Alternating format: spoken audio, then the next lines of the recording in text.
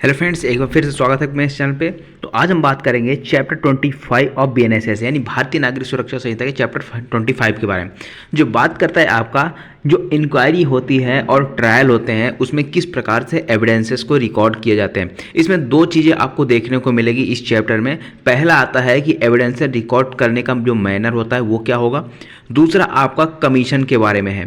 तो जो हमारा आज का सेशन है वो हमारा पार्ट 1 होने वाला है, जहाँ पे हम ये देखेंगे कि एविडेंस को कैसे रिकॉर्ड किया जाता है, उसकी क्या प्रोसीजर अपनाई जाती है, चाहे सेशन ट्रायल हो, चाहे वारंट ट्रायल हो, या फिर किसी भी तरीके के ट्रायल में किस प्रकार से एविडेंस को रिकॉर्ड किया जाता है। तो यहाँ पे देखने वाले हैं धारा 307 से धारा 336 तक के प्रोविजन यहाँ पे है। इसमें से हम आज हमारा पार्ट 1 कवर होने वाला है। इस वीडियो को लाइक करें, हमारे चैनल को सब्सक्राइब कर बेल आइकन जरूर प्रेस करें हमारी न्यू वीडियो सबसे पहले देखने के लिए। सो फ्रेंड्स, अगर हम चैप्टर 25 की बात करते हैं तो चैप्टर 25 जो है बेसिकली बात करता है जांच और विचारण में एविडेंस के बारे में। यानी कि जब एविडेंस कब रिकॉर्ड किया जाता है, जब जांच हो रही हो, इंक्वायरी होती है। इंक्वायरी कौन करवाता है? इंक्वायरी कंडक्ट करवाता है आपका मैजिस्ट्रेट है या फिर न्यायालय है, वो क्या करवाता है? इंक्वायरी करवाता है। वहीं अगर हम बात करें अदर हैंड इन्वेस्टिगेशन की, तो इन्वेस्टिगेशन अगर आपकी बात करते हैं तो कौन करता है? पुलिस ऑफिसर करता है इन्वेस्टिगेशन। तो यहाँ पे किस बारे में बात किया गया है? सिर्फ जांच और विचारण, यानी जब ट्रायल चल रहा होगा या फिर आपकी इंक्वायरी चल रही होगी, उस टाइम पे जो एविडेंस रिकॉर्ड किए जाएंगे, एविडेंस रिकॉर्ड करने का क्या मैनर होगा वह यहाँ पे बताया गया धारा 307 से धारा 336 में। अब यहाँ पे इसको दो भागों में हम डिवाइड करते हैं, ठीक है। दो भागों में इसको डिवाइड किया गया है, दो पार्ट में। पहला आता है आपका साक्ष्य लेने और अभिलिखित करने के ढंग के बारे में, यानी कि जब साक्ष्य लिया जाता है किसी भी विटनेस से, वो किस प्रकार से लिया जाएगा, साथ ही साथ उसको अभिलिखित करने के, यानी कि जब उसको रिकॉर्ड किया जाता है, क्योंकि जब यहाँ पे साक्ष्य लिखा जाता है वो क्या होता है? वो आपका एक अभिलेख का भाग होता है, ठीक है। तो यहाँ पे उसको किस प्रकार से उसको रखा जाए, किस ढंग से उसको लिखा जाएगा, ये सारी चीज़ें आपको देखने को मिलेगी धारा 307 से धारा 318 तक में। वहीं अगर हम बात करें, एक मैनर ऐसा भी है जहां पे स्वयं जो मजिस्ट्रेट है वो तो यहां पे नहीं करता, लेकिन किसी व्यक्ति को क्या करता है? अपॉइंट कर देता है कि जाके तुम उस व्यक्ति के एविडेंस रिकॉर्ड करके ले आओ, ठीक है। उसको बोला जाता है कमीशन। तो साक्ष्यों की परीक्षा करने के लिए कमीशन जारी होता है, जैसे वीआईपी पर्सन होते हैं, ठीक है, जैसे आपका प्रेसिडेंट साहब हो गए, प्रेसिडेंट या फिर कोई मंत्री हो गए, तो उनके लिए क्या किया जाता है? उनको यहाँ पर न्यायालय में नहीं बुलाया जाता है, वो उनको लिए एक कमीशन जारी कर दिया जाता है। और वो कमीशन क्या होते हैं? वो जाते हैं वहाँ पे, उनके बयान रिकॉर्ड करते हैं और एक उस रिपोर्ट को सबमिट कर देते हैं मजिस्ट्रेट के पास, या फिर जिस न्यायालय ने भेजा है वो वहाँ पे सबमिट कर दिया जाता है। तो धारा 319 से धारा 336 तक में इस कमीशन के प्रोविज़न बताए गए हैं। तो यहाँ पे जो दो पार्ट बताए गए, इसमें से हम पहला पार्ट हमारा आज कवर होने वाला है, ये है आपका साक्ष्य लेने और अभिलिखित करने के ढंग के बारे में। तो इसमें तीन चीज़ें आपको देखने को मिलेगी। बेसिकली यहाँ पे कहता है साक्ष्य अभिलिखित करने में न्यायालय की भाषा क्या होगी। तो सबसे पहले तो यहाँ पे जब एविडेंस रिकॉर्ड किया जाता है तो सबसे पहली चीज़ आती है भाषा। कौन सी भाषा में यहाँ पे एविडेंस को रिकॉर्ड किया जाएगा, कौन सी भाषा में साक्ष्य का अभिलेखन किया जाएगा, ये हो गया। दूसरी चीज़ आती है कि साक्ष्य अभिलिखित करने की क्या प्रक्रिया होगी, यानी कि क्या प्रोसीजर होगी, किस प्रोसीजर से गुजरना पड़ेगा अगर साक्ष्य को अभिलिखित करना है तो। वहीं तीसरा एक टर्म आती है साक्ष्य की भाव भंगी के बारे में, यानी कि जो जिस विटनेस का एग्जामिनेशन हो रहा है, जिस विटनेस का परीक्षा चल रही है, ये परीक्षा का मतलब उसके साक्ष्य रिकॉर्ड हो रहे हैं, उसके उस टाइम पे जब साक्ष्य रिकॉर्ड हो रहा था उस टाइम पे उसके क्या भाव थे, डरा हुआ था, कांप रहा था, कैसा था, उसको भी यहाँ पे रिकॉर्ड किया जा सकता है। अगर वो तात्विक है यानी कि इम्पोर्टेंट है उस केस में, उस मामले में, तो फिर उसी को यहाँ पे रिकॉर्ड किया जा सकता है। ये साक्ष्य की भावभंगी के बारे में हो गया। पहले सीआरपीसी में 280 में हुआ करता था साक्ष्य की भावभंगी के बारे में, ठीक है, इसको भी नोट करिएगा। अब यहाँ पे अगर हम बात करें सबसे पहले न्यायालय की भाषा के बारे में, तो सबसे पहले न्यायालय की भाषा ही पढ़ लेते हैं कि क्या होनी चाहिए न्यायालय की भाषा। इसके साथ कुछ आर्टिकल हैं या अनुच्छेद हैं संविधान के, उसको भी यहाँ पे कनेक्ट करके पढ़ेंगे। अब यहाँ पे अगर हम बीएनएसएस की बात करें तो धारा 307 है, और सीआरपीसी की अगर बात करते हैं, ठीक है, क्रिमिनल प्रोसीजर कोड की, तो वहाँ पे धारा 272 में हुआ करता था। इसमें क्या बताया, हेडिंग इसकी देखिए क्या कहता है, न्यायालय की भाषा, यानी कि जब न्यायालय में कार्रवाई होगी उस कार्रवाई को क्या भाषा होगी, यानी किस भाषा में कार्रवाई की जाएगी, ये बताया गया धारा 272 में। इसके साथ आपको धारा 348 अनुच्छेद 348 पढ़नी है जो संविधान का है, ठीक है। अब यहाँ पे देखिए, अगर इस धारा की बात करते हैं तो इस धारा में क्या बताया गया है कि जो स्टेट गवर्नमेंट है वो डिसाइड करेगी कि उसके राज्य में जितने भी कोर्ट हैं उसकी भाषा क्या होगी, यानी किस भाषा में कार्रवाई करेगी ये कोर्ट है, सिवाय एक कोर्ट के, कौन सा, हाई कोर्ट। अब हाई कोर्ट जो है, हाई कोर्ट की भाषा स्टेट गवर्नमेंट डिसाइड नहीं कर सकती कि स्टेट गवर्नमेंट कह दे कि इसमें तमिल में होगी तो तमिल में होगी, हिंदी पे कर चाहे तो हिंदी में कर, ऐसा कुछ भी नहीं है, ठीक है। तो ये हाई कोर्ट की भाषा के लिए आपको संविधान में जाना पड़ेगा। संविधान के जो है अनुच्छेद 348, वहाँ पे क्या बताया गया है कि उच्चतम न्यायालय और उच्च न्यायालय में और अधिनियमों विधेयकों आदि के लिए प्रयोग की जाने वाली भाषा, यानी कि जो अधिनियम लाए जाते हैं, विधेयक लाए जाते हैं, बिल लाए जाते हैं, उसकी क्या भाषा होगी, ये आपका अनुच्छेद 348 कहता है, ठीक है। तो यहां पे अगर धारा 307 की बात करें तो न्यायालय की भाषा के बारे में, तो आपको ध्यान रखना है कि हाई कोर्ट को छोड़कर, ठीक है, उच्च न्यायालय को छोड़कर उसके अधीन जितने भी कोर्ट हैं, ठीक है, तो स्टेट गवर्नमेंट जो है वो डिसाइड करते हैं, अपने राज्य में डिसाइड कर सकती है कि कौन सी कोर्ट की क्या भाषा होगी। आगे बात समझ में, तो स्टेट गवर्नमेंट क्या डिसाइड करेगी, न्यायालय की भाषा के बारे में, सिवाय हाई कोर्ट के, ठीक है, हाई कोर्ट और सुप्रीम कोर्ट के। तो सुप्रीम कोर्ट को तो ऐसे भी नहीं कर सकती, ठीक है, और हाई कोर्ट अगर उसके जैसे स्टेट गवर्नमेंट है तो उसके राज्य में आता है, ठीक है, तो वहाँ पे हाई कोर्ट की भाषा चेंज नहीं कर सकता है, उसके लिए संविधान में आना पड़ेगा। संविधान में ये चीज़ कहता है कि अगर हाई कोर्ट है, सुप्रीम कोर्ट है, ठीक है, या फिर कोई अधिनियम लाया जा रहा है, कोई विधेयक लाया जा रहा है, तो उसकी क्या भाषा होगी। तो यहाँ पे 3 पॉइंट पढ़िए, ठीक है। पहला कहता है कि संसद जब तक अन्यथा उपबंध ना करे, यानी कि जो पार्लियामेंट है, पार्लियामेंट में कौन सा आती है संसद में, एक लोकसभा आ जाती है, दूसरी राज्यसभा आ जाती है, ठीक है, ये हो गए। उसके बाद एक प्रेसिडेंट भी आते हैं, क्योंकि अगर कोई विधेयक बनता है, कोई कानून आता है, बिल आती है, तो बिल तो पहले कहाँ होगा, लोकसभा में पास होगा, फिर राज्यसभा में पास होगा, उसके बाद जब तक प्रेसिडेंट की साइन नहीं होगी तब तक वो बिल ही कहलाएगा, एक्ट तो कहलाएगा नहीं, ठीक है। तो ये ध्यान रखिएगा। तो पहले चीज कहता है कि जब तक संसद अन्यथा उपबंध ना करे तब तक उच्चतम न्यायालय, उच्च न्यायालय की सभी कार्रवाई अंग्रेजी भाषा में होगी। यहां पे स्पष्ट रूप से बताया है कि जब तक संसद ये डिसाइड ना करे कि हाई कोर्ट और सुप्रीम कोर्ट की भाषा क्या होगी, तब तक जब ये कार्रवाई जब तक चलेगी तब तक क्या होगी, अंग्रेजी भाषा में ही कार्रवाई होगी, अन्य किसी भाषा में यहाँ पे नहीं होगी। वहीं अगर हम बात करें, दूसरा कहता है कि संसद के सदनों, विधानमंडल में बनाई जाने गई सभी अधिनियमों की भाषा भी अंग्रेजी होगी, यानी कि जो बिल लाए जाते हैं, जो अधिनियम बनाए जाते हैं, वो भी किस भाषा में होंगे, अंग्रेजी भाषा में होंगे, इंग्लिश में। वहीं अगर एक प्रोविजो है, प्रोविजो क्या कहता है, राज्य का राज्यपाल राष्ट्रपति की पूर्व सहमति से उस राज्य के उच्च न्यायालय की भाषा हिंदी या अन्य भाषा कर सकता है।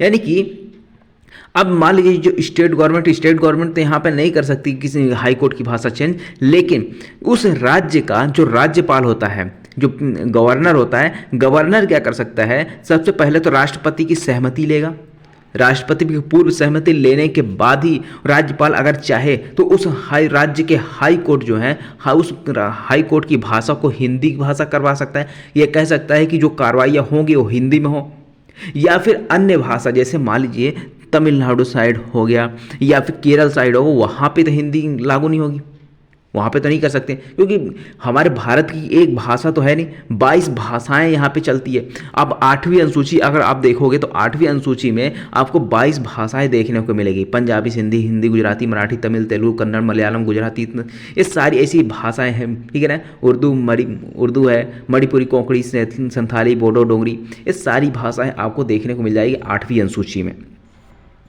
ठीक है। वहीं अगर हम बात करें, अगर एक चीज़ पूछना है, देखिए अगर आपको पता है तो बताइएगा, जो हमारा मूल संविधान है, यही जब हमारा संविधान बना था उस टाइम पे कितनी भाषाओं को ऐड किया गया था, मूल संविधान में कितनी भाषा थी, ये मुझे कमेंट करके बताइएगा, ठीक है। अब यहाँ पे देखिए एक अनुच्छेद और है, अनुच्छेद 351, ठीक है, धारा अनुच्छेद संविधान के आर्टिकल 351, यह कहता है हिंदी भाषा के विकास के लिए निर्देश दिए गए। अब यहाँ पे एक चीज़ और जोड़ दिया गया है कि जो हमारा भारत है, भारत में संस्कृति है, कलाएं हैं, बहुत सारी सामाजिक संस्कृति है। अगर उसको बढ़ावा देना है ना, तो उसके लिए सबसे पहले हिंदी भाषा का प्रसार बढ़ाना होगा। तो ये हमारे संविधान निर्माताओं ने यहाँ पे क्या कर दिया है, एक आर्टिकल में इस चीज़ को बता दिया है कि जो यूनियन है यानी कि संघ है, संघ की ड्यूटी होगी कि जो हिंदी भाषा का प्रसार बढ़ाए, यानी प्रसार प्रचार करता रहे, ताकि उसका हिंदी भाषा का विकास हो और उस हिंदी भाषा के माध्यम से भारत की सामाजिक और संस्कृति के सभी तथ्यों को क्या किया है, अभिव्यक्ति का एक माध्यम बनाया जा सके। ये 351 हो गया। बाकी एक और आर्टिकल है, वो ज़्यादा इंपॉर्टेंट मुझे नहीं लगी, यहाँ पे जो इंपॉर्टेंट लगा वो मैं लेके आ गया हूँ। ये हो गया आपका न्यायालयों की भाषा के बारे में प्रोविजन। अब यहीं पे अगर हम बात करते हैं धारा 308 की, जो आपका सेक्शन 273 हुआ करता था सीआरपीसी में, यह कहता है कि साक्ष्य का अभियुक्त की उपस्थिति में लिया जाना। अब जब भी कोई एविडेंस रिकॉर्ड किया जाता है, जब भी कोई एविडेंस रिकॉर्ड किया जाता है न्यायालय में, तो क्या किया जाएगा, अभियुक्त भी सामने होगा। यानी अभियुक्त के सामने ही सारे बयान रिकॉर्ड किए, यानी जो अभियोजन साक्षी होते हैं उनका अगर बयान लिया जा रहा है, उनके साक्ष्य हो रहे हैं, चीफ हो रहा है, क्रॉस किया जा रहा है, तो फिर वहाँ पे अभियुक्त का होना जरूरी है। लेकिन इसके एक एक्सेप्शन भी है, उसको अभी देखते हैं, ठीक है। लेकिन यहाँ पे जो सामान्य नियम है, जो जनरल रूल है, सीआरपीसी की भी थी और साथ ही साथ ये बीएनएसएस की भी है। सामान्य नियम क्या है, जनरल रूल क्या कहता है कि विचारण या अन्य कार्यवाही के अनुक्रम में लिया गया सभी साक्ष्य अभियुक्त या उसके अधिवक्ता की उपस्थिति में लिया जाएगा। पहली चीज तो ये हो गई, ठीक है ना, कि यानी कि विचारण में या अन्य कार्यवाही में जब भी एविडेंस रिकॉर्ड किया जा रहा है ना, अभियुक्त को होना जरूरी है। यदि अभियुक्त नहीं है तो उसका अधिवक्ता का होना जरूरी है, तो उसके इन दोनों की उपस्थिति में ही लिया जाएगा। अब यहाँ पे एक चीज और कहता है कि ये श्रव्य दृश्य इलेक्ट्रॉनिक साधन से भी लिया जा सकता है एविडेंस को, यानी कि वीसी के माध्यम से, यानी वीडियो कॉन्फ्रेंसिंग के माध्यम से भी आजकल गवाहियाँ होती हैं। या जैसे जो विटनेस है, मान लीजिए विटनेस क्या है, 200 किलोमीटर दूर है, 250 किलोमीटर दूर है, ठीक है, जो आ नहीं सकता, या फिर ऐसे काम में है, ऐसी ड्यूटी में लगा हुआ है जो छोड़ के नहीं आ सकता है, ठीक है। तो यहाँ पे वीसी के माध्यम से उसकी गवाही हो जाती है, लेकिन यहाँ पे अभियुक्त या उसके अधिवक्ता का भी होना उपस्थित है। जैसे मान लीजिए अभियुक्त है नहीं, अभियुक्त को क्या किया गया है, इसको छूट दे दी गई है। किस चीज़ से छूट गई है कि आपको पर्सनल अपीयरेंस की जरूरत नहीं है, आप अपने अधिवक्ता के माध्यम से उपस्थित हो सकते हैं। आपका अधिवक्ता उपस्थित हो गया मतलब आप उपस्थित हो गए। जैसे धारा 228 आप देखते होंगे, धारा 228 में क्या बताया गया है कि व्यक्ति हाजिरी से अभिमुक्ति दे दी जाती है एक्यूज्ड को, ठीक है। तो अगर एक्यूज्ड को अभिमुक्ति दी गई है तो इसका मतलब ये तो नहीं है कि अगर वो भी नहीं आ रहा है तो उसका एडवोकेट भी नहीं आएगा, उसका वकील भी नहीं आएगा। वो नहीं आ रहा है तो उसका वकील तो आएगा, ठीक है ना। उसने जिस अधिवक्ता को लगाया होगा अपनी ओर से, वो क्या करेगा, उपस्थित होगा उसका अधिवक्ता। तो उसकी अगर यहाँ पे पर्सनल अपीयरेंस से उसको छूट दे दी गई है ना, तो यहाँ पे उसका अधिवक्ता का होना आवश्यक है। ये हो गया आपका धारा 228 में जो प्रोविजन था। अब यहाँ पे एक चीज़ और कमेंट बॉक्स में कमेंट करके बताइएगा कि स्पेशल समन के बारे में प्रोविजन कहाँ है। विशेष समन जारी होता है तो विशेष समन के बारे में प्रावधान कहाँ पे है। सीआरपीसी में बता दे रहा हूँ, सीआरपीसी में धारा 206 में हुआ करता था, ठीक है, इतना हिंट दे रहा हूँ। अब बीएनएसएस का आप धारा बता दो कौन सी धारा में है स्पेशल समन। अब यहाँ पे इसके अपवाद देखिए।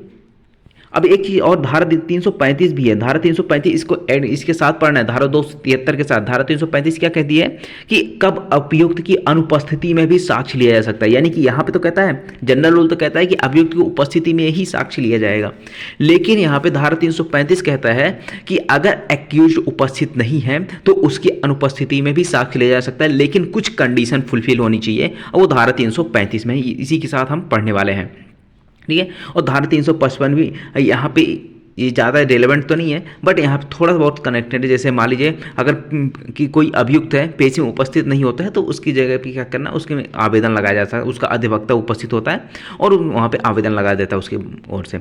ये ज़्यादा कनेक्टेड नहीं है धारा 355। अब इसके अपवाद की बात करते हैं, तो अपवाद इसमें बताया गया है, कहता है कि यदि मान लीजिए ऐसा अपराध है, कौन सा अपराध है, जो 18 वर्ष से कम आयु की महिला के विरुद्ध है,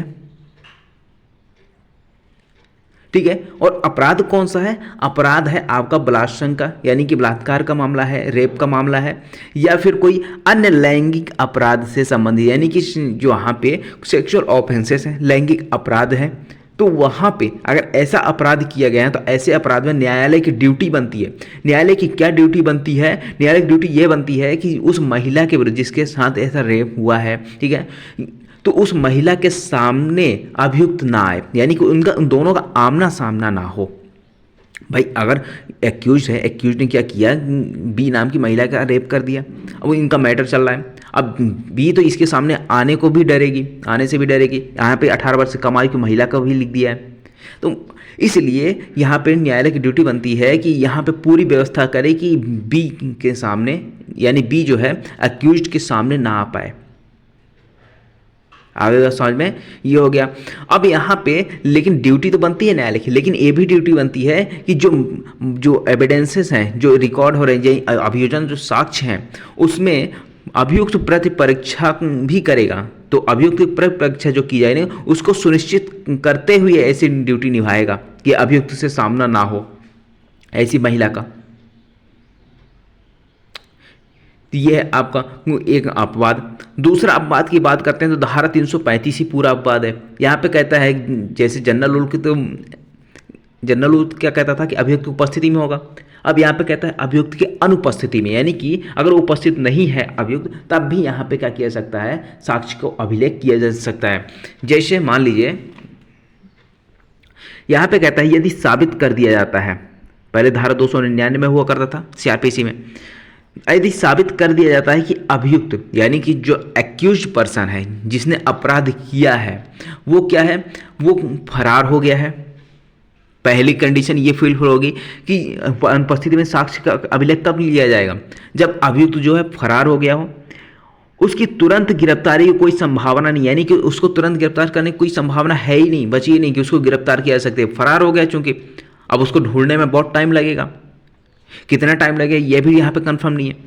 तीसरी चीज कि उपस्थित अभियोजन साक्ष्यों की परीक्षा कर सकता है, यानी कि अगर यहाँ पे फरार हो गया है तुरंत गिरफ्तारी कोई संभावना नहीं है, तो जो अभियोजन साक्षी हैं, जो प्रोसिक्यूशन की ओर, विक्टिम की ओर से जो साक्षी है ना, उसको क्या किया जाएगा, उनकी परीक्षा की जा सकती है। फिर अब जब मान लीजिए ऐसी परीक्षा की जा रही है ना, तो ऐसे जो साक्ष्य लिए जा रहे हैं, तो जब मान लीजिए गिरफ्तार हुआ, अब जैसे ए है, ए का साक्ष्य लिया गया और अभियुक्त तो फरार था, बी नाम का जो अभियुक्त है वो फरार था, अब इसका साक्ष्य तो हो गया। अब बाद में जब बी गिरफ्तार हुआ तो उस टाइम पे ये जो साक्षी है मान लीजिए मर गया या फिर मिल नहीं पा रहा है, ठीक है, तो यहाँ पे जो इसका एविडेंस है ना, ए ने जो एविडेंस दिया है उसी एविडेंस से क्या किया जाएगा, क्रॉस किया जाएगा। उसको वापस अब आ तो सकता नहीं, क्योंकि यहाँ पे जो विटनेस है वो तो मर गया है, लेकिन उसका जो बयान है, जो उसने बयान दिया था न्यायालय में, वो तो वहाँ पे है ना, तो उसी के आधार पे उससे क्रॉस किया जाएगा, उसी से आधार पे उसी को साक्ष्य मान लिया जाएगा। ठीक है, ये हो गया आपका। दूसरी चीज यहाँ पे दूसरा सबसे क्या कहता है, यहाँ पे कहता है मृत्यु या आजीवन कारावास दंडनीय अपराध के किसी अज्ञात व्यक्ति के खिलाफ उच्च न्यायालय सेशन न्यायालय निर्देश दे सकेगा कि प्रथम वर्ग मजिस्ट्रेट जांच करे। अब मान लीजिए जो अभियुक्त है वो उसने कैसा अपराध किया है, मृत्यु या आजीवन कारावास से दंडनीय अपराध किया है, मर्डर कर दिया मान लीजिए, ठीक है, या फिर रेप किया है जहाँ पे आजीवन कारावास की सजा भी है, मान लीजिए 12 वर्ष से कम आयु की बच्ची के साथ रेप कर दिया, तो वहाँ पे ये ऐसे दंड दिए गए हैं, मृत्यु या आजीवन कारावास दंड दिया गया। तो वहाँ पे अगर ऐसा अपराध किया जा रहा है और जो अभियुक्त है वो फरार हो गया है, ठीक है, अज्ञात है, फरार का मतलब फरार नहीं हुआ, अज्ञात है, ये नहीं पता है कि किसने अपराध किया है, अननोन पर्सन जिसके बारे में कुछ भी नहीं पता है। सबसेक्शन 1 में क्या था, फरार हो गया था, पता तो था कौन किसने अपराध किया लेकिन फरार हो गया था। वहीं अगर दूसरी सबसेक्शन की बात करते हैं तो यहाँ पे कहता है अननोन पर्सन ने अपराध किया, अपराध किसने किया अभी तक कुछ भी नहीं पता, ठीक है, अज्ञात व्यक्ति है। तो यहाँ पे जो अज्ञात व्यक्ति है ना, उसके खिलाफ भी मामला पंजीबद्ध होगा और उसमें क्या चलेगा, ट्रायल भी चलेगा, सब कुछ होगा, लेकिन कब, जब यहाँ पे हाई कोर्ट या सेशन न्यायाधीश जो है वो डायरेक्शन देगा किसको, जो प्रथम वर्ग मजिस्ट्रेट है, प्रथम वर्ग मजिस्ट्रेट को यहाँ पे क्या डायरेक्शन देगा, कौन देगा डायरेक्शन, सबसे पहली चीज तो यही याद रखना, हाई कोर्ट दे सकता है या फिर सेशन न्यायाधीश दे सकता है। किसको देगा, जो प्रथम वर्ग मजिस्ट्रेट होगा उसको देगा। अब यहाँ पे डायरेक्शन क्या देगा कि उस मामले में जांच किया जाए जिसमें अज्ञात व्यक्ति है। अब जब यहाँ पे जो प्रथम वर्ग मजिस्ट्रेट है जांच करेगा तो क्या करेगा, जो अभियोजन साक्षी हैं, हो सकता है कोई ना कोई साक्षी दिखा हो, कोई ना कोई होगा, तो उनकी क्या किया जाएगा, परीक्षा की जा सकती है। अब ऐसे लिया गया साक्ष्य गिरफ्तार होने पर उसके विरुद्ध प्रयोग हो सकता है जब साक्षी मरी। अब ऊपर जैसे हमने पढ़ा था सबसेक्शन में 1 में कि जब साक्षी मर गया, यानी कि एविडेंस, उसने बयान तो दिया, साक्ष्य तो दिया, लेकिन जब वह व्यक्ति गिरफ्तार हुआ, आरोपी गिरफ्तार हुआ, तो उस टाइम पे वो जो साक्षी है वो मर गया था। तो उसका जो मर गया ना, जो उसने बयान दिया था, उसी को क्या मान लिया जाएगा, साक्ष्य मान लिया जाएगा।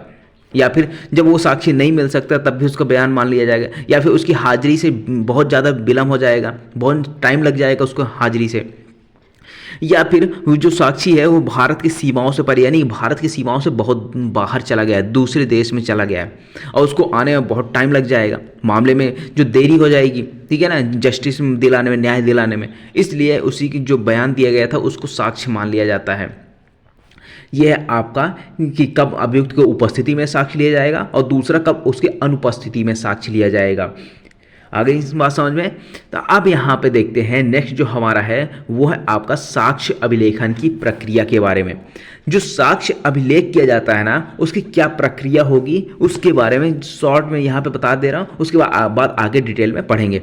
सबसे पहली चीज़ तो आपको देखना होगा संक्षिप्त विचारण। जब आप समरी ट्रायल चलाते हो तो समरी ट्रायल में वहाँ पे अलग से उसका प्रोसीजर बताया गया है, अलग से प्रोसीजर बताया गया, तो वहाँ पे ये भी बताया गया है कि जो एविडेंस रिकॉर्ड किया जाएगा किस तरीके से रिकॉर्ड किया जाएगा, क्या रिकॉर्ड किया जाएगा, क्या होना चाहिए। तो अब जब धारा 286 देखोगे संक्षिप्त विचारण वाले पार्ट में, ठीक है, तो संक्षिप्त विचारण आपको देखने को कहाँ पे मिलेगा, तो आपको देखने को समरी ट्रायल देखने को मिलेगा धारा 283 से लेकर धारा आके 288 तक में आपको समरी ट्रायल का पूरा प्रावधान देखने को मिल जाएगा। ठीक है, अब यहाँ पे देखिए इसमें क्या बताया गया है कि साक्ष्य का सारांश अभिलिखित किया जाता है, ये सब्सटेंस ऑफ एविडेंस, एविडेंस का सब्सटेंस लिखा जाता है। उसके बाद क्या किया जाता है, इसमें निर्णय दिया जाता है। ये बात हो गई संक्षिप्त विचारणा की, समरी ट्रायल की। वहीं अगर हम समन केस की बात करें तो जो समन केस होता है उसमें देखिए धारा 309 क्या बात करता है, साक्ष्य के सारांश का एक ज्ञापन लिया, यानी इसमें एक मेमो रेडी किया जाता है, मेमो बनाया जाता है। मेमो किसकी भाषा में, न्यायालय की भाषा में बनाया जाएगा, और उसमें क्या लिखा जाएगा, साक्ष्य का सारांश। इसमें भी सब्सटेंस लिखा जाएगा एविडेंसेस का, जो एविडेंस आए होंगे, जो साक्ष्य आए होंगे ना, उन साक्ष्य का क्या किया जाता है, एक सब्सटेंस लिखा है, सारांश लिखा जाता है कि क्या क्या चीजें उसमें आई, समरी टाइप में जैसे एक निष्कर्ष निकालते हो ना, उस टाइप का यहाँ पे एक मेमो तैयार किया जाएगा, ठीक है ना, एक ज्ञापन तैयार किया जाएगा न्यायालय की भाषा में। अब ये जो एक ज्ञापन तैयार किया जाएगा ये क्या होगा, एक अभिलेख के भाग होगा, यानी कि जो पार्ट ऑफ रिकॉर्ड होगा ये, और साथ ही साथ इसमें मजिस्ट्रेट क्या करेगा, हस्ताक्षर करेगा। अब वही अगर हम बात करें अगर वारंट केस की, तो वारंट केस अगर आपको देखने को कहाँ पे मिलेगा, तो धारा 261 से लेकर धारा 273 तक में इसका पूरा का पूरा ट्रायल बताया गया कि वारंट केस का ट्रायल। इसमें भी 2 तरीके बताए गए हैं। पहला आता है आपका कि पुलिस रिपोर्ट पे मामला अगर संशोधित हुआ है, दूसरा परिवाद पे संशोधित हुआ है। ये सारी चीज़ हम कवर कर चुके हैं, ठीक है। तो यहाँ पे क्या बताया गया है, यहाँ पे जो अगर वारंट केस चल रहा है, वारंट केस कौन करेगा भाई, मजिस्ट्रेट यहाँ पे कर चलाता है। तो वारंट केस में क्या किया जाता है, जो एविडेंस रिकॉर्ड किए जाते हैं ना, वो किस तरीके से किए जाएंगे, जो साक्षी है, जो विटनेसेस हैं, उनके जो स्टेटमेंट आ रहे हैं, जो कथन आ रहे हैं ना, उसका वृत्तांत के रूप में, यानी कि अगर जैसे कोई आया, विटनेस आया, ठीक है ना, विटनेस अपनी पूरी कहानी बता रहा है कि क्या कैसे, एक के बाद एक कहानी बता रहा है, ठीक है, कि यहाँ से इस तरीके से गाड़ी आ रही थी, इधर से ये पैदल जा रहा था, इसने क्या किया, एक्सीडेंट कर दिया, यहाँ पे भीड़ लग गई, ये सारी चीज़ें उसने देखा, ठीक है, कि रॉन्ग साइड से आ रहा था, कहाँ से आ रहा था, इस जो पूरी कहानी बता रहा है ना, इस टाइप में क्या किया जाएगा, उस साक्षी के कथन को रिकॉर्ड किया जाएगा। तो ये क्या कहलाता है, कथन का वृत्तांत है। वृत्तांत का मतलब एक स्टोरी, नरेशन के रूप में, जैसा नरेट कर रहा है उसी तरीके से उसको रिकॉर्ड कर लेना। दूसरा यहाँ पे कहता है कि अगर इस नरेशन फॉर्म में नहीं आ रहा है, वृत्तांत फॉर्म में नहीं कर रहे हैं ना एविडेंस को रिकॉर्ड, तो प्रश्नोत्तर के रूप में भी अगर मजिस्ट्रेट चाहे तो इस कर सकता है, यानी कि क्वेश्चन आंसर के रूप में उससे जो क्वेश्चन पूछा जा रहा है उसको रिकॉर्ड करेगा, जो उसने आंसर दिया वो यहाँ पे रिकॉर्ड किया जाएगा, फिर से क्वेश्चन किया जाएगा, फिर से आंसर दिया जाएगा। ये सारी चीज़ें क्वेश्चन आंसर के फॉर्म में भी हो सकता है, और यहाँ पे नरेशन यानी कि वृत्तांत के फॉर्म में भी यहाँ पे रिकॉर्ड किया जा सकता है। वारंट केस की बात आ गई। अब वहीं अगर हम बात करें सेशन न्यायालय, ठीक है। तो वारंट केस में जो प्रक्रिया है वही प्रक्रिया यहाँ भी है, सेशन न्यायालय में भी। यानी कि जो वारंट केस की प्रक्रिया है, जी हमने बताया कि वृत्तांत के रूप में, प्रश्नोत्तर के रूप में, ये यही जो मैनर है रिकॉर्ड करने का, यही प्रक्रिया जो है सेशन न्यायालय भी अपनाएगा। अब इन दोनों में अंतर क्या है? ठीक है, जब सेशन न्यायालय की पावर की बात करते हैं तो यहाँ पे क्या बोलते हैं, डेथ पनिशमेंट भी दे सकता है, एलआई भी दे सकता है। ठीक है, यही वहीं अगर हम वारंट केस के मजिस्ट्रेट की बात करते हैं तो यहाँ पे डेथ तो नहीं दे सकता। वारंट केस में जो मजिस्ट्रेट ट्रायल चला रहे हैं तो डेथ तो नहीं दे सकता, एलआई भी नहीं दे सकता। तो यहाँ पे यही बस एक अंतर, बाकी अगर सेशन न्यायालय जो एविडेंस रिकॉर्ड करता है ना तो क्या प्रक्रिया अपनाता है, वही प्रक्रिया अपनाता है जब वारंट केस ट्रायल चल रहा हो, और वहाँ पे जो प्रक्रिया अपनाई जाती है यानी धारा 310 वाली, जो धारा 310 वाली इसी तरह की प्रक्रिया यहाँ पर भी है। अब वही अगर बात करें अगर हाई कोर्ट की, ये तो सेशन न्यायालय की बात होगी, अब हाई कोर्ट की बात करते हैं, यहाँ पे इसके लिए कोई प्रेस्क्राइब्ड यहाँ पर रूल नहीं बताए गए। यहाँ पे जो भी रूल बताए हैं, प्रेस्क्राइब्ड रूल जो भी होंगे, चाहे सेशन न्यायालय का हो, वारंट ट्रायल वाला हो, जहाँ जिस तरीके से भी यहाँ पे हाई कोर्ट को लगता है कि इस एविडेंसेस रिकॉर्ड करने चाहिए, जिस रूल्स के अकॉर्डिंग, उस रूल्स के अकॉर्डिंग यहाँ पे अभिलिखित किया जा सकता है। ठीक है, पर्टिकुलर कोई यहाँ पे कोई रूल्स नहीं बताए गए हैं। ये हो गया आपका साक्ष्य अभिलेखन की प्रक्रिया के बारे में। अब बात करें अगर धारा डिटेल में अगर बैरेट की, तो अगर आपको बैरेट है, बैरेट जरूर खोलिएगा। यहाँ पे कहता है धारा 309, धारा 309 क्या कहता है, सवन मामलों और जांचों में अभिलेख। अभी हमने बताया था जब सवन मामले की बात कर रहे थे, धारा 309 में बताया गया था कि जो मेमो तैयार किया जाता है, ठीक है, तो यहाँ पे क्या कहता है कि मजिस्ट्रेट के समक्ष विचारित सब समन मामलों में, समान मामले कहाँ पे बताए गए हैं, समान मामले आपको बताएंगे धारा 274 से लेकर धारा 282 तक में। ठीक है, तो मजिस्ट्रेट के समक्ष विचारित सभी जो समान मामले हैं उसमें सब जांचों और विचारणों के अनुक्रम में सबके साक्ष्य के सारांश का ज्ञापन न्यायालय की भाषा में तैयार किया जाएगा। दो चीज़ें ध्यान रखिएगा, पहला तो जो साक्ष्य का सारांश है उसका एक मेमो तैयार किया जाएगा, दूसरा कि वो मेमो किस भाषा में होगा, तो न्यायालय की भाषा में होगा, और न्यायालय की भाषा क्या होगी अभी हमने देख लिया है। ठीक है, जिसमें हमने अनुच्छेद भी देखे थे, जब संविधान के सबसे शुरू में सबसे पहला सेक्शन तो हमने वही देखा था। ठीक है, तो ये हो गया। वहीं अगर हम बात करें प्रोविजो की, तो यहाँ पे कहता है कि जो ऐसा ज्ञापन तैयार जब किया जाएगा ना, यानी जो साक्ष्य के सारांश का ज्ञापन तैयार किया जा रहा है, मेमो तैयार किया जा रहा है, वो खुले न्यायालय में किया जाएगा। कहाँ पे किया जाएगा? खुले न्यायालय में इसका ज्ञापन तैयार किया जाएगा। उसके बाद आता है और उस ज्ञापन पे मजिस्ट्रेट हस्ताक्षर करेगा और वह अभिलेख का भाग होगा। अब धारा 310 की बात करते हैं। धारा 310 क्या बात करता है, देखिए शॉर्ट में तो हमने डिस्कस कर लिया ना, अब बैरेक्ट की भाषा भी देख लो, बैरेक्ट किस तरीके से कहता है। तो वारंट मामलों में अभिलेख की बात करता है। तो जब वारंट मामले का विचारण चल रहा हो तो उसमें जब एविडेंस रिकॉर्ड किया जाएगा ना, उसमें प्रत्येक साक्षी का साक्ष्य स्वयं क्या करेगा, मजिस्ट्रेट द्वारा लिखा जाएगा या फिर खुले न्यायालय में उसके द्वारा बोलकर लिखवाया जाएगा। यानी कि जो मजिस्ट्रेट है वो चाहे तो स्वयं लिखवाएगा, या फिर अगर स्वयं नहीं लिखवा पा रहा है, नहीं लिखवा सकता है, तो क्या करेगा, वहाँ पे खुले न्यायालय में ओपन कोर्ट में बोल कर लिखवाएगा। ओपन कोर्ट क्या कहलाती है, जहाँ पे आम जनता आसानी से पहुँच सके, सामान्य व्यक्ति जहाँ पे आसानी से पहुँच सके, उसको क्या कहते हैं, खुला न्यायालय कहते हैं। और एक होता है बंद कमरे में प्रोसीडिंग होती है, कैमरा ट्रायल कहलाता है वो। ठीक है, तो जहाँ पे हर कोई नहीं जा सकता, सबको बाहर निकाल दिया जाता है। कुछ सेंसिटिव मामले होते हैं, जैसे रेप वाले मामले होते हैं ना, तो उस मामले में क्या किया जाता है, बंद कमरे में प्रोसीडिंग चलती है। उसके बाद यहाँ पे कहता है जहाँ वह शारीरिक या अन्य असमर्थता के कारण ऐसा करने में असमर्थ है। यहाँ पे सिर्फ शारीरिक बताया गया, मानसिक नहीं बताया गया। मानसिक अगर बता दिया गया ना, तो यहाँ पे मजिस्ट्रेट तो काम ही नहीं कर सकता ना, क्यों भाई, उसका दिमाग ही नहीं सही है। मानसिक का मतलब क्या होता है, दिमाग सही ना होना। जब दिमाग ही सही नहीं होगा तो क्या करेगा वहाँ पर बैठ के। ठीक है, तो यहाँ पर सिर्फ शारीरिक की बात करता है। ठीक है, शारीरिक रूप से असमर्थ हो या फिर असमर्थता के अन्य कारण अगर कोई हो, उसको रिकॉर्ड करने के बाद जो न्यायालय है वो क्या कर सकता है, जो मजिस्ट्रेट है वो किसी न्यायालय के किसी ऑफिसर को अपॉइंट कर सकता है, और वो क्या करेगा, वो यहाँ पे एविडेंस को रिकॉर्ड करवाएगा। लेकिन जब एविडेंस को रिकॉर्ड करवाएगा ना, वो किसके निर्देशन और अधीक्षण में होगा, किसके सुपरविजन में होगा, उस मजिस्ट्रेट के जिसने उसको अपॉइंट किया है, उसके सुपरविजन में क्या किया जाएगा, वो एविडेंसेस को रिकॉर्ड किया जाएगा। ये धारा 310 बात करता है, सिर्फ वारंट मामलों की बात करता है। और परंतु यहाँ पे कहता है कि ऐसा साक्ष्य अभियुक्त के अधिवक्ता के उपस्थिति में, यानी कि जब एक्यूज्ड है उसकी जो अधिवक्ता है उसकी उपस्थिति में लिया श्रव्य दृश्य इलेक्ट्रॉनिक साधनों द्वारा लिखा जा सकता है। यानी कि यहाँ पे वीसी के माध्यम, वीडियो कॉन्फ्रेंसिंग के माध्यम से गवाही हो सकती है, यह हमने स्टार्टिंग में बता दिया है। उसके बाद स्वयं साक्ष्य ना लिखने का कारण, यानी कि मान लीजिए जो मजिस्ट्रेट है वो किसी को अपॉइंट कर रहा है कि जो एविडेंस है उसको रिकॉर्ड किया जाए, तो अपॉइंट क्यों कर रहा है, वो क्यों स्वयं साक्ष्य नहीं लिखवा रहा है, इसका उसको प्रॉपर रीजन देना होगा, ठीक है ना। तो एक प्रमाण पत्र अभिलिखित करेगा और उस प्रमाण पत्र में प्रॉपर रीजन बताएगा कि क्यों वहाँ पे ये अब स्वयं साक्ष्य नहीं लिखवा रहा है मजिस्ट्रेट, ठीक है। तो यहाँ पर एक चीज़ ध्यान रखना प्रमाण पत्र के बारे में, तो प्रमाण पत्र उसको देना पड़ेगा।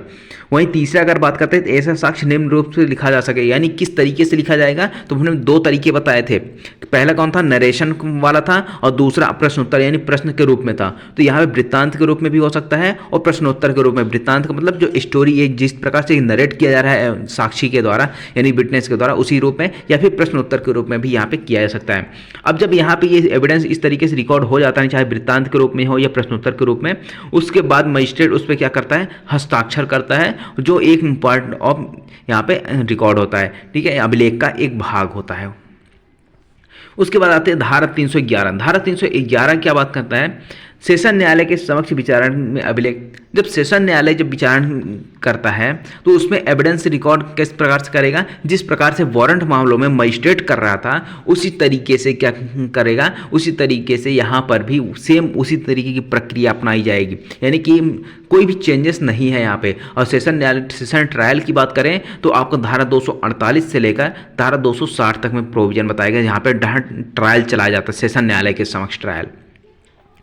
उच्च न्यायालय की बात करते हैं, उच्च न्यायालय में अभिलेख की बात करते हैं, तो इसके साथ आपको धारा 520 भी पढ़ना है, ज़्यादा कनेक्टेड नहीं है, बस इसके थोड़ा बहुत यहाँ पे उससे रिलेटेड है, तो यहाँ पे आप ध्यान रखना। यहाँ पे कहते हैं साधारण नियम जो विहित हो उसके अनुसार साक्ष्यों अभियुक्त की साक्ष्य अभिलिखित किया जाएगा, यानी कि यहाँ पे कोई स्पेशल प्रावधान नहीं किया गया है। तो उच्च न्यायालय जनरली क्या करता है, जो सेशन न्यायालय का सेशन न्यायालय जिस तरीके से एविडेंस रिकॉर्ड करता है उसी तरह से वो हाई कोर्ट भी यहाँ पे रिकॉर्ड करता है। तो जब धारा 520 देखोगे तो यहाँ पे बताया गया कि सेशन न्यायालय का जो कार्रवाई करने का प्रक्रिया है वही प्रक्रिया हाई कोर्ट भी अपनाता है।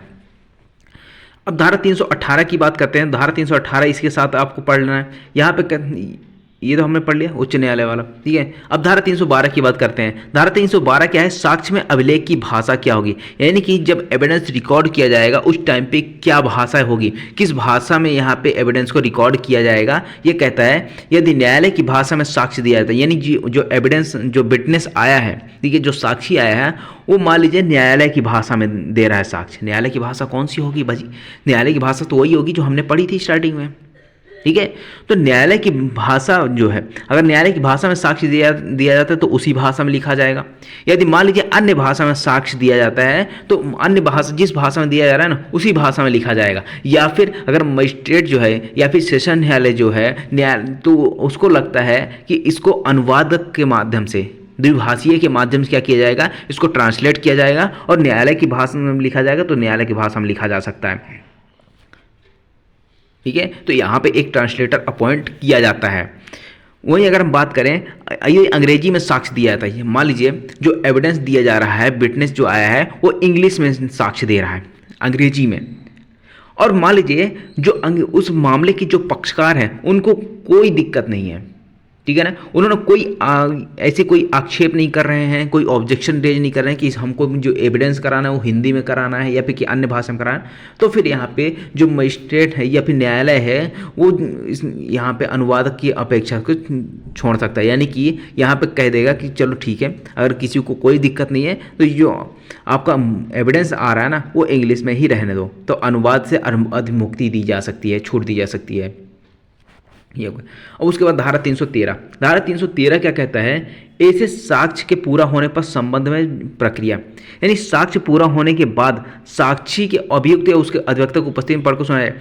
अब जब एविडेंस रिकॉर्ड हो जाता है तो उसके बाद क्या प्रक्रिया अपनाई जाती है, तो जब एविडेंस रिकॉर्ड हो जाता है ना तो अभियुक्त या फिर उसके अधिवक्ता की उपस्थिति में क्या किया जाएगा, जिसने साक्ष्य दिया है उसको पढ़कर सुनाया जाएगा, और यदि मान लीजिए कुछ आवश्यक हो, कुछ करेक्ट करना होगा तो न्यायालय उस पर करेक्ट भी कर सकता है, परंतु यहाँ पे एक चीज और आती है, उपधारा 2 कहता है कि साक्षी यदि साक्ष्य के किसी भाग को सही होने से इंकार करता है, यानी कि जब एविडेंस दिया गया किसी साक्षी के द्वारा, उसके बाद जब उसको पढ़कर सुनाया गया तो उसने क्या कर दिया, उस एविडेंस के जो साक्ष्य दिया गया उसके किसी भाग से इंकार कर दिया कि ये सही नहीं है, तो फिर जो यहाँ पे जब जिस बात से इंकार कर रहा है ना, तो उसकी क्या किया जाएगी, आपत्ति की जा रही है, जो उस आपत्ति का एक ज्ञापन तैयार किया जाता है और उस आपत्ति के ज्ञापन के साथ जो टिप्पणी होनी चाहिए, लिखना चाहिए, वो टिप्पणी यहाँ पे लिख सकता है।